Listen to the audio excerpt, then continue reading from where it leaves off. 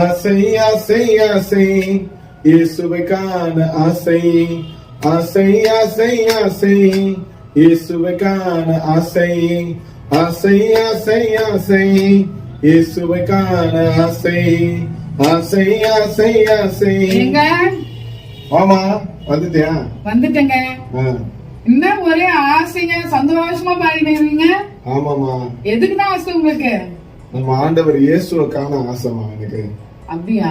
அதே போலதான் நம்ம பைபிள்ல கூட ஒருத்தர் ஆசைப்பட்டாரு. அதுக்கு ஏத்த மாதிரியே ஒரு விடுகதையை உங்ககிட்ட நான் கேட்க போறேன். நீங்க பதில் சொல்றீங்களா இல்லையா நான் பாக்குறேன். விடுகதையா? இன்னைக்குமா? இன்னைக்கும் விடுகதை தான். ஓகே, பார்க்கலாம் பதில் சொல்றீங்களான்னு கேக்குறேன். ஆசையோ ஆசை, கொள்ளை ஆசை, இயேசுவை காண சகேவுக்கு ஆசை, பரலோகம் செல்ல நமக்கு ஆசை, பீலையாம் கண்ட கர்த்தரின் ஆசை. அது என்ன ஆசை? வியூவர்ஸ், உங்களுக்கு இதுக்கு பதில் தெரிஞ்சா கமெண்ட் பாக்ஸ்ல கமெண்ட் பண்ணுங்க. கண்டுபிடிச்சிட்டேன். கண்டுபிடிச்சிட்டீங்களா? ஆமா. என்ன ஆசை அது? கர்த்தருக்கு இஸ்ரவேல் மக்களை ஆசீர்வதிக்கிறதே அவருக்கு ஆசை. கரெக்ட். ஆம் பிரியமானவர்களே, இஸ்ரவேல் மக்களை ஆசீர்வதிப்பதே கர்த்தருக்கு ஆசையா இருந்தது. இது பழைய ஏற்பாடுல நம்ம பார்க்கலாம். பீலையாம் தீர்க்கதரிசி என்ற ஒருவர் இருந்தார். அவர் கர்த்தர் என்ன சொல்றாரோ அதன்படிதான் அவர் செய்து கொண்டிருந்தார். ஆனால் ஒரு நாள் மோவாபிய தேசத்திலிருந்து பாலாம் என்ற ராஜா என்ன பண்றாரு, இஸ்ரவேல் ஜனங்களை அழிக்க வேண்டும். ஏன்னா பீலையாம் கிட்ட ஒரு காரியம் இருந்தது. அவர் யார ஆசீர்வதிச்சாலும் அவங்க ஆசீர்வதிக்கப்படுவாங்க, யார சபிச்சாலும் அவங்க சபிக்கப்படுவாங்க. அதுதான் பீலையாம் கிட்ட இருந்த ஒரு வரம், ஆண்டவர் கொடுத்த ஒரு வரமாய் இருந்தது.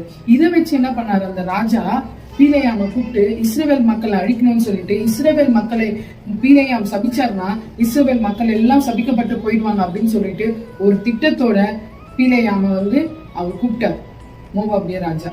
ஆனா கடைசியில அது எந்த திட்டமே நிறைவேறல. ஏன்னா பீலையாம் திரும்ப திரும்ப ரிப்பீட்டடா சொன்ன காரியம் என்னன்னா, கர்த்தர் இஸ்ரவேல் ஜனங்களை ஆசீர்வதிப்பதுதான் அவருடைய சித்தமா இருக்கிறது. கர்த்தர் இஸ்ரவேல் ஜனங்களை ஆசீர்வதிப்பதுதான் அவருடைய சித்தமா இருக்கிறது. இப்போ நம்மையும் அவர் ஆசீர்வதிப்பதுதான் அவரோட சித்தம். பரலோகத்துல வீற்றிருக்கிற அவருக்கு நம்மை ஆசீர்வதிப்பதே அவருக்கு சித்தமாக இருக்கிறது. பரலோகம் சேர்ப்பதே அவருடைய சித்தமா இருக்கிறது. கரெக்டா சொன்னமா. ஜெபம் பண்ணலாமா? ஜெபம் பண்ணலாங்க. ஜெபிப்போம். ஆண்டவரே, எங்களை அளவுக்கு அதிகமாய் நேசிக்கின்ற அன்புள்ளவரே, இந்த நாளிலும் கூட கர்த்தாவே, ஒரு நாளும் நாங்கள் ஆசைப்படுவது உம்மை நாங்கள் காண வேண்டும், உம்முடைய அழகான முகத்தை தரிசிக்க வேண்டும் என்பதே எங்களுடைய ஆசையாக இருக்கிறது சுவாமி. எங்களை ஆசீர்வதிக்க நீர் ஆசைப்படுகிறீர் சுவாமி. இதை பார்க்கிற மக்களை கூட நீர் ஆசீர்வதிக்க வேண்டுமாய் உம்மிடத்திலே கெஞ்சி கொண்டாடுகிறோம். அதுவே உம்முடைய ஆசையாக இருக்கிறது சுவாமி. இந்த உலகத்தின் மக்களை கூட நீர் ஆசீர்வதித்து பலப்படுத்தி காத்துக்கொள்ள வேண்டும் என்று ஆசீர்வதிக்கும் அருள்நாதர் இயேசு கிறிஸ்துவின் திருநாமத்தில் ஜெபிக்கிறேன். ஜெபம் கேளும் ஜீவனுள்ள நல்ல பிதாவே. ஆமென்.